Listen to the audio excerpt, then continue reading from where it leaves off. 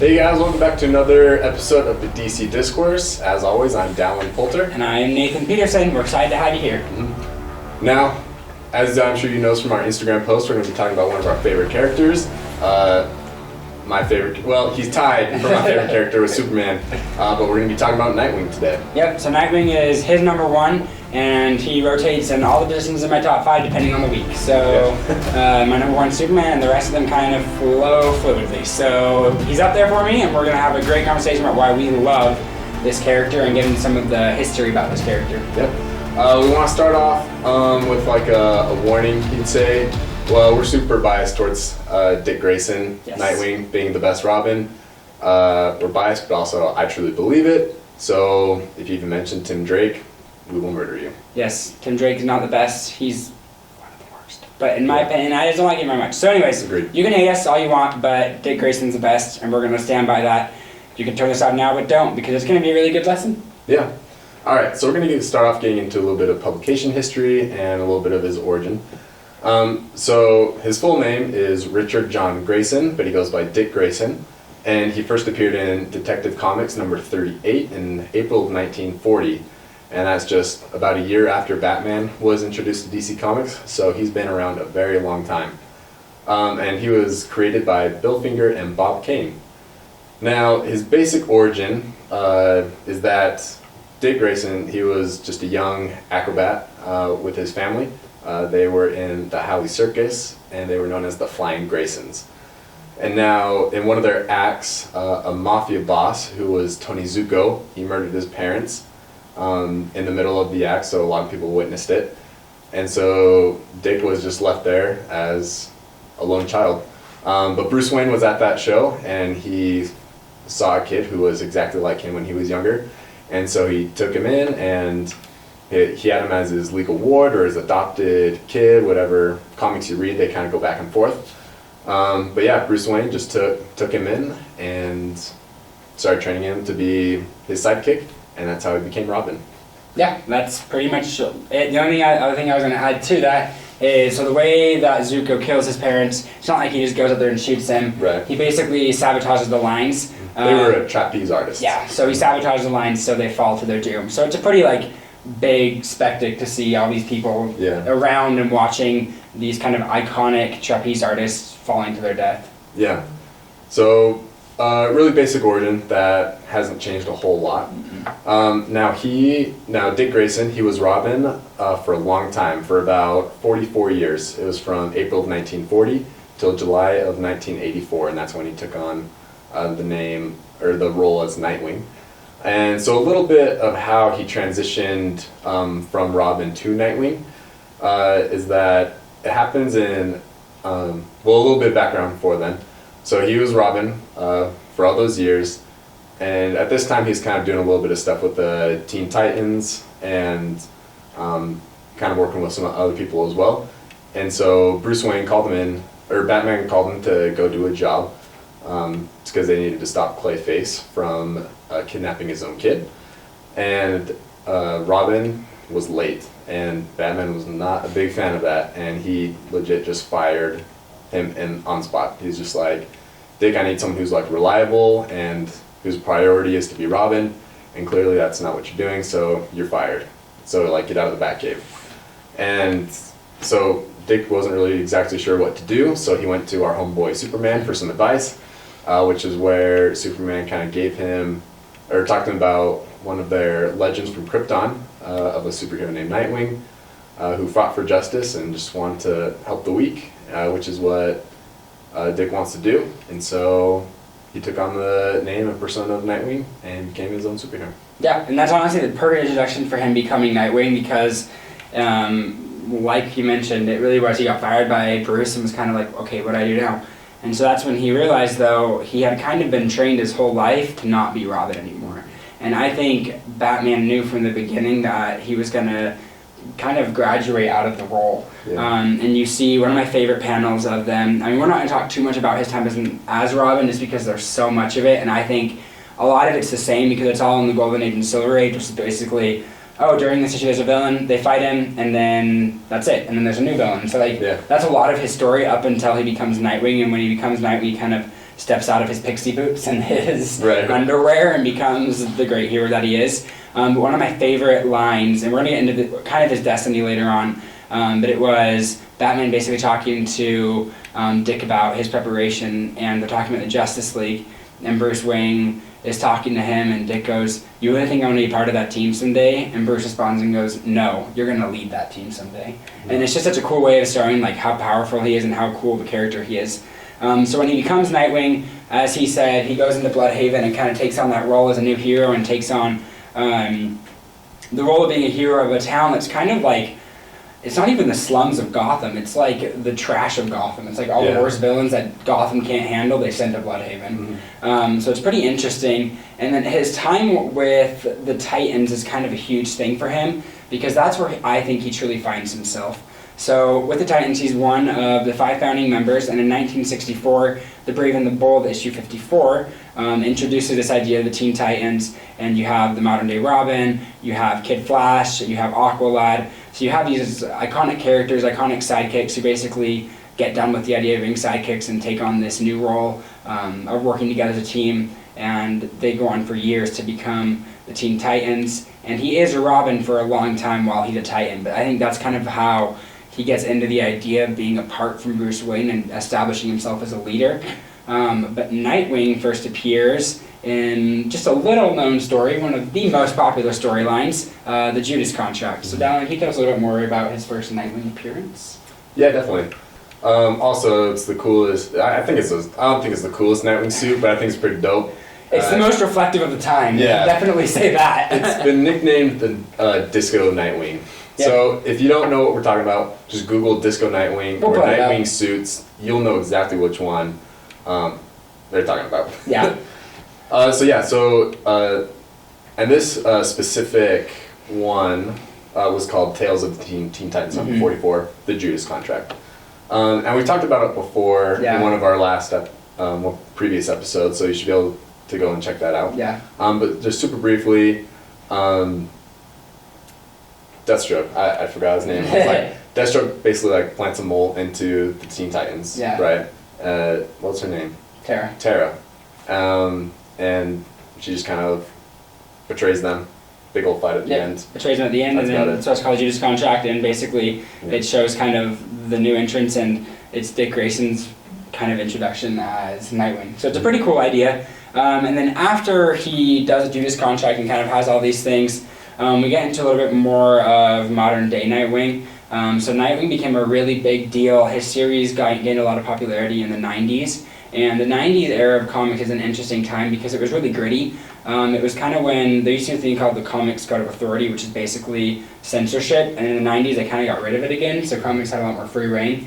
And it's when Nightwing kind of got his free reign in Bludhaven to take over the city and be the true hero and icon that he is for that city.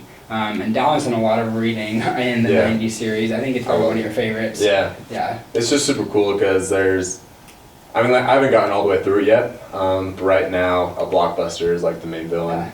And it's just like super cool to see. It was cool in the beginning to see Dick go to Bludhaven.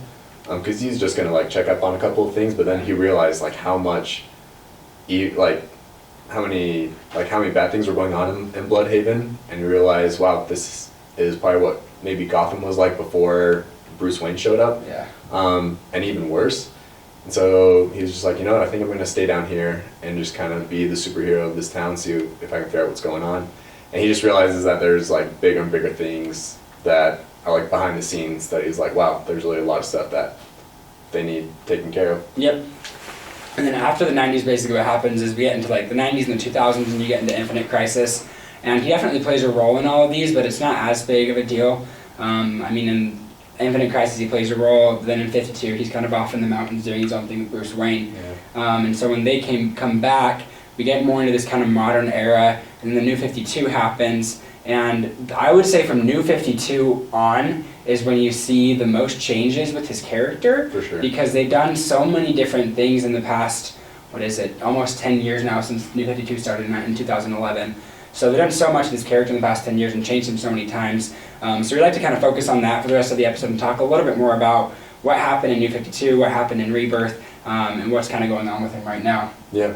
So with the New 52, I tried to, there's a lot that happened, so I just got the very condensed, paraphrased version that I put together. So if like you know everything that happens, I missed some stuff, don't get mad at me. I'm just trying to keep this simple and shorter. So a lot of it has to do with Dick kind of gets control over the Howley Circus that he was in when he was growing up. Once the leader, C.C. Howley, was tortured and killed, because people were trying to find out the identity of Nightwing. And he actually dies in Nightwing's arms, which is really sad. Yeah. Comics love to do that. Just have People characters die die in people's arms. Yeah, it's a just thing. want to make you cry. But anyway, so Grayson learns that the circus has been training assassins all the whole time, especially for the Court of Owls, and they wanted him. They actually were wanting him to become one of the Talons of the Court of Owls and kind of be a leader in the end. But then Bruce Wayne adopted him and became Robin, so plans kind of like fell through with that. But he works with, throughout the series, he works with Sonia Branch, who is the daughter of Tony Zuka, and they just wanted to kind of turn an old amusement park into the new location for the circus. During the New 52, Death of the Family happens, where the Joker is targeting the Bat family, and specifically for Nightwing. He infects a lot of members of the circus, and he infects Nightwing with Joker toxin as well. And he fights a couple people from the circus, and he has hallucinations of friends that have died, and people in the circus end up dying, and it's just really sad. The circus kind of falls apart. When Nightwing comes out of it, people are kind of blaming him for the death of many people, and his closest friends are killed, so it's just kind of a sad time for him. And I mean, Death of the Family is just a sad story in general. But after Death of the Family, the whole Forever Evil crossover happens within DC Comics. And simply put, with Nightwing, he's captured by the crime syndicate, and his secret identity is exposed to the entire world, so everyone knows who Nightwing is. And while attempting to defeat the syndicate, Ultraman attaches a device to Grayson called the Murder Machine. Probably is murderous, I would imagine. I would assume so. Yeah. It's a very creative name. Yes, very creative. But Batman and Lex Luthor have teamed up, and they get the device off of Grayson because he had to have his heart stopped, and Batman wasn't happy about that, blamed Lex Luthor, but then they revived him, yada yada yada. Revival stuff that happens in comics that wouldn't happen in real life. Yep. And they defeat the syndicate, and then Batman informs Dick that he has an impossible mission for him to accomplish. But Nathan's going to talk a little bit more about that death and why it's important, and then what that mission is. So basically what happens is he kind of fakes his death. He did a great job of explaining what happens in the 52 and leading up to this event. But what happens is Bruce tells him, look, I've got an impossible mission for you, which is going to involve you basically being an undercover agent for a spy organization called Spiral. And at this time, Batwoman had also done some things working with this spy organization, and they really wanted to kind of tear it apart from the inside.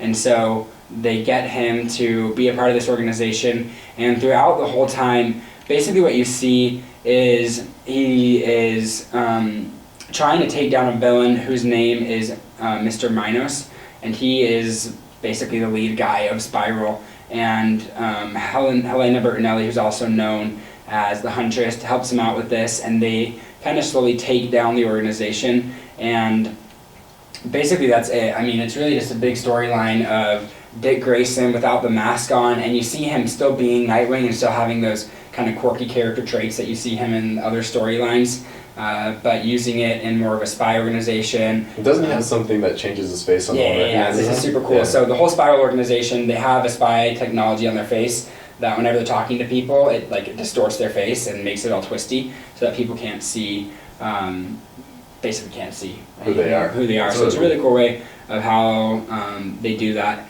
But anyways, eventually he defeats Spiral, and after defeating Spiral is when he's able to come back and is able to join the family again. And this is actually when you get into my favorite part of Nightwing's history, which is the most modern, and this is DC Rebirth. So Rebirth has two things about Nightwing that I love. His main storyline in Bludhaven is incredible. So again, when he comes back after working with Spiral, they make it work out so that his secret identity is intact because it's comics and they can just pretend like no one ever knew in the first place. They like wipe the whole world's mind. Yeah, it's like, so, yes, they all have that like Men in Black mind wiper. Yep. So basically no one knows who he is again. He can be Dick Grayson and Nightwing again.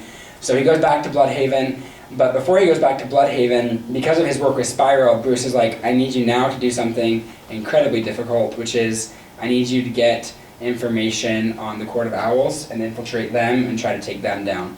And this is a huge part in the beginning of the storyline, and then once we get further down onto issue like 60, it's a huge one. So there's a ton that goes on in this series. It's incredible. I would say one of the main overarching villains of DC Rebirth with Nightwing is the Raptor, which I love that character because he's actually from Haley Circus as well, and was basically like kind of a stalker for Nightwing's mom, and watched Dick, and after he saw Dick with Bruce Wayne, he knew that their identities were there. And so he starts off as kind of an anti-hero helping out Dick and kind of training him in different things, but then he turns out to be a villain and they kind of go about it off and on. Mm-hmm. And then in Bludhaven he also fights a bunch of other people. He fights Blockbuster, he fights all sorts of villains. So it's really cool, it's a great series, but what's most interesting about this series is what happens at the end, but we're going to wait just 1 second because I want to talk about Titans as well. So he is a leader of the Titans, and the DC Rebirth Titan series is incredible. It's centered more on Wally West, but Dick Grayson is the leader of the team, and they just have a lot of really cool story arcs of fighting. One of the ones they fight is Troya, and it's Donna Troy's from the future who comes back and fights them. It's an awesome story arc. So it's just a really cool series. I check it out. But what's most interesting, and we're going to kind of end here with the main part of the history, is what happens with Dick. It is super interesting. As he mentioned, Haley Circus was grounds for Court of Owl training. And so this whole time that Dick was growing up in the Haley Circus, they were watching him and trying to train him to be a leader. So now what has happened is there's an event called Justice League No Justice, and there's also an event in Batman that happens where Dick Grayson gets shot in the head and loses his memory. And so this happens in between issues. Can you tell about the cool scar? Yes, of course. Good. So it's in like issue 55, I think. It's around that era in Nightwing, and then it's a crossover to Batman. And so he gets shot and loses his memory. So he goes by the name Rick Grayson now because he doesn't know who Dick is. And basically he has a sick scar that's like a Nightwing scar on his head where he got shot.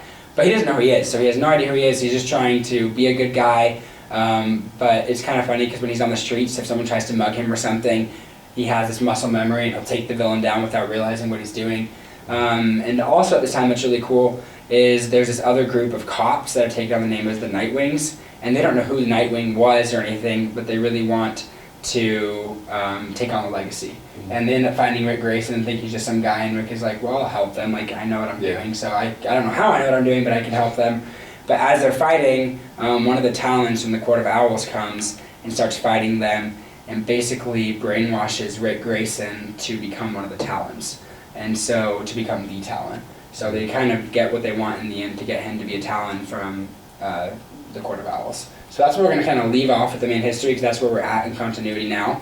If you're scared about that, just really quick, it's comics that probably isn't going to last forever, maybe a year Especially or two. with having Nightwing and Dick Grayson as like one of the most beloved characters of all time in all comics. And one of the most loyal and faithful and like good characters. Like there's no gray line with him. Like he's just a good character. So and he's always just gonna do what's right. Like no question asked. So they're gonna come off of it. We just have a couple questions that we wanted to answer. So Dallin, why do you love this character so much? All right, I love him for so many reasons. And so first off, he is like the image for legacy characters in all of comics.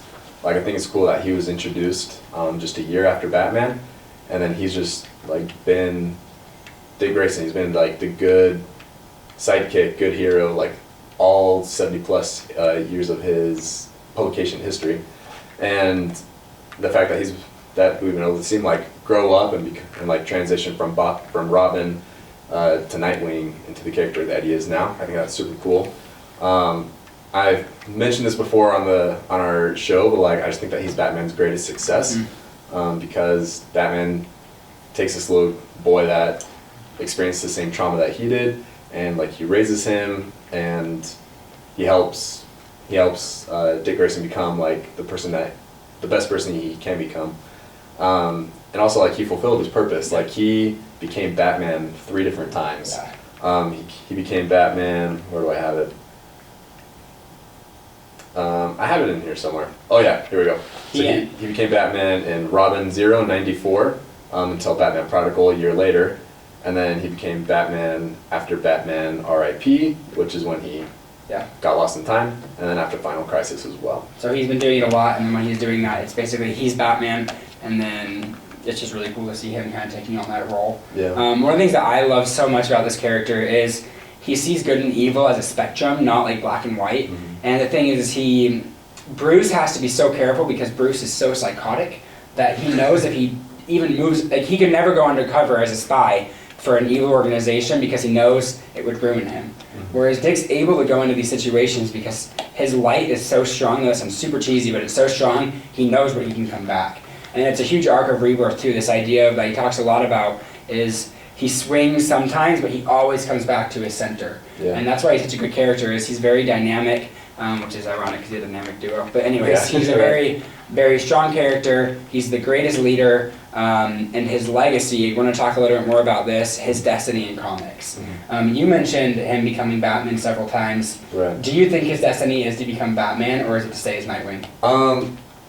What I meant, like personally, I think it's just to stay as Nightwing. What I think is cool is I think you can see in comics as they've like worked with this is that they wanted his destiny to become Batman. Yep. But then I think they realized like no, like Batman should stay Bruce Wayne, and like Nightwing, he is his own character now, and he's like been Batman, but people just love him so much more when he is Nightwing and when he's fulfilling that role. And I think I want him to stay Nightwing as well because he continues to be the face of legacy characters in all of comics. And I think something really interesting that we can see now with the future coming up, obviously we know he's Dick Grayson right now, he's going to come back to Nightwing at some point, but I don't think he'll ever take on the role permanently as Batman because DC's not moving that direction. DC has a new reboot coming out pretty soon that's called 5G, Fifth Generation, and they're centering Batman on Luke Fox. So Batman is, Bruce Wayne's not even the main character, Luke Fox, which is obviously Lucius Fox's son, is Batwing, who's kind of like I would almost like an Iron Man type Batman where he's a lot more technology. He's got a really cool suit. His suit's awesome. It's super sweet. So he's going to be in it, and I think the reason they're doing this is because they realize, oh, Dick Grayson has his own legacy. He represents so much more than just the sidekick that becomes Batman. It's more to that, and so many of the people can take on the role as Batman because of Bruce Wayne's legacy, but Nightwing has kind of left that Gotham era and is doing his own thing. I think that's another, this will kind of lead into, we want to talk about like why we think that makes him the best Robin. Is that like if Nightwing were to leave the Bat family, like he would be just fine. Like he had like a life before being a superhero, and he's like already gone and done his own thing as Nightwing, so that he's got his own legacy that he can hold up, and he's got his own life that he doesn't necessarily like need any of the other people that are in the Bat family. It's great that we see them together, and they're not going to do that. Like if he were to somehow, for some reason, leave them, like he'd be just fine doing his own thing. Yeah, and honestly, if you're trying to find a character that you're trying to relate to in comics, he's the one to start with, in my opinion. Yeah. Like he's so easy to relate to for anyone. Like for someone who's just trying to be a good guy, for someone who may even struggle more, like morally, like anywhere you are, Dick Grayson has something for you, and I think he is. That's why he's just stand so strong throughout time, and why he's developed so much as a character, because he's such a likable character. And one thing that I also love is that like he is like a real, actual like human being. Yeah. Like yes, Bruce Wayne is, but also like 127 different forms of martial arts. But it's still like you've got all the Justice League, which all of them are basically aliens. Yeah. And then you have like Robin, Dick Grayson introduced, and he's like a real human being. And I think that's another way it's just easy to relate to him, is because you're like, oh, he's human, I'm human. Yeah. It works out. It's really cool. So what does make him the best Robin? I mean, you talked about it. Do you have anything else you want to say about what you think makes him the best Robin? Yeah. One thing that's really cool is that he was like a candidate for like the Green Lantern ring. Yeah. Like it was like they ended up giving it to Hal Jordan, but the fact that he was considered to be given the Green Lantern ring is insane, and like a huge, like a big honor. like you mentioned earlier, how Batman said, "You will lead the Justice League." He did. Yeah. Like, go and lead the Justice League, and none of the other Robins have done that, and hardly, like, not many superheroes have done that. And I'm gonna straight up call it no other Robin's going to lead them because Yeah. Red Hood is straight up insane. Yep. Damian is too much like Ra's al Ghul. Yep. And would not want to see that happen. Yep. So I mean, just don't see it happening. Don't see it happening. Yeah. I mean, Tim Drake could technically, but I would see him on the tech side, so I don't see him leading it either. And also, we're gonna say it right here, he's the second best detective ever. Like, if not the same as Batman, like Dick Grayson is the next best detective in all of the world. So come fight us if you disagree. Yeah. So the other thing that we want to talk about really quick, I do want to say one cool thing about his outfit as Nightwing. Oh yeah. So like, what's cool is like his outfit kind of matches his fighting style, which is like it's move more and then like just get hit less. So that he doesn't have like a lot of armor on it, but that's because like he's an acrobat, he knows how to move and get out of the way. And then just one cool thing is that his costume is light sensitive, so it gets darker when there's more light in the area. Yeah. That's dope. That's so cool. Yeah, he's such a cool character, and his technology is so cool too with this suit. Yeah. He's honestly just such a cool character overall. Like you just can't not love him. I think what makes him the best Robin, something you mentioned too, is just he's not Robin anymore, and that's what makes him so great. Yeah. He's become his own character and found his own place in the DC universe, and he is the greatest leader in the DC universe. I even think he's a better leader than Superman, and I'm a #1 Superman fan. But I think Dick Grayson has the better tactical means and the personality, whereas Superman more just has the personality to be a leader. And so I think that alone makes Dick Grayson just such a good character. Especially the fact that, like, Superman will take orders from Nightwing. Yeah. And, like, he has taken orders from Nightwing. The respect is yeah. incredible between them. If you can order Superman around, like, obviously to get him to do the right stuff, like, he's not going to be like, hey, go, laser that building right over there. But respect, he's a pretty big deal. Yeah. Yeah. So cool. So really quick, just to kind of end off, what's the best portrayal for you? What do you think are some of the best portrayals in an animated series? I love him in Young Justice. Yeah. I think Jesse McCartney, is he the one who does the voice for him? His voice, like his voice acting for him is just like so cool, and it's like a very quirky job. Like I just think it's really neat, and you also get to see him like grow up in Young Justice, because in season 1 he's Robin, and then season 2 he's Nightwing, season 3 he's Nightwing, but like also has progressed a little bit more. Yeah. You really see his progression in Young Justice. So if you want like a good, it's hard to see, like you're never going to get like just a Nightwing story, but the things you get the most Nightwing stories is in Young Justice and then Teen Titans. Yeah. So if you want to see him more as Robin, go watch Teen Titans, the old series from 2000, something like that. Yeah. He's such a good character in it, and you get such a good idea of how he's leading the team and how he kind of starts off into it. And then obviously in media, Young Justice is amazing. It's I mean, I've talked about the show so much. I love it. Aside from that, live action, what do you think? Doesn't make too many appearances, really? Yeah, he doesn't make a lot of appearances live action. I mean, there's the current one with Titans in the DC Universe. But they changed his character so much. They've changed him a lot. I think he's got a cool suit. I haven't watched season 2.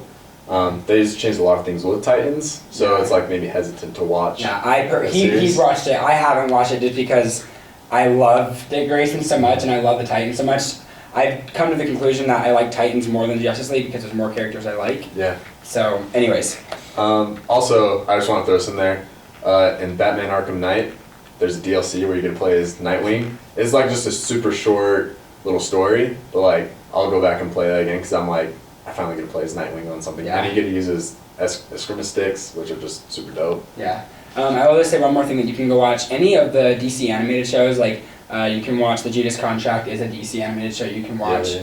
He's in that and he does a really good job in that too. So you can kind of see him in a lot of other roles. Right. But it's more animated than you're going to see him in anything else. Yeah. I do have a couple fun facts that I looked these up. So IGN ranked him as a number 11 for the top superheroes of all time in all comics, which is cool. And then this comes as no surprise, but I just want to throw it in there. Comics Alliance ranked him number 1 on their list of 50 sexiest male characters in comics. He is a massive ladies' man. He is the ladies' man. Although Barbara Gordon will always be his boo. Yep. Yeah. Always have his heart. Will have his heart forever. Yeah. I want to see them get married. That's the goal. The last thing I want to talk about, let's just get maybe 2 each. Our favorite, we kind of talk a lot about it, but our favorite portrayals in comics. So I'm going to go ahead. I'm super biased towards this DC Rebirth, and then also DC Rebirth. So DC Rebirth Titans and DC Rebirth Nightwing. Alright. And then I'm also biased. I love the Nightwing series from 1996. Yep. And then also seeing him, I haven't read Rebirth, like I'm sure I'd love it. I don't want to say that since I haven't read it. But I've read a bit from when he is Batman and he works with Damian Wayne. I was going to say, Batman and Robin. Yeah, and I was going to say that series, I read that whole series too, and it's really good with him as Damian Wayne. Because you see a contrast where Damian's the serious one, the serious Robin, and the goofy Batman. So I thought So I was cool. going to add that too. So Very cool. we're on the same page. Yeah. So all in all, Nightwing is one of the greatest superheroes of all time. We love him. Yeah, I mean, we you love can't say enough about him. Go find out more about him. But for now, This is how much I love him. This is my phone case, so you can see that. we just want to say for now, go follow us, get other people to watch our stuff, and for now we're going to boom tube it out of here. We'll see you next time.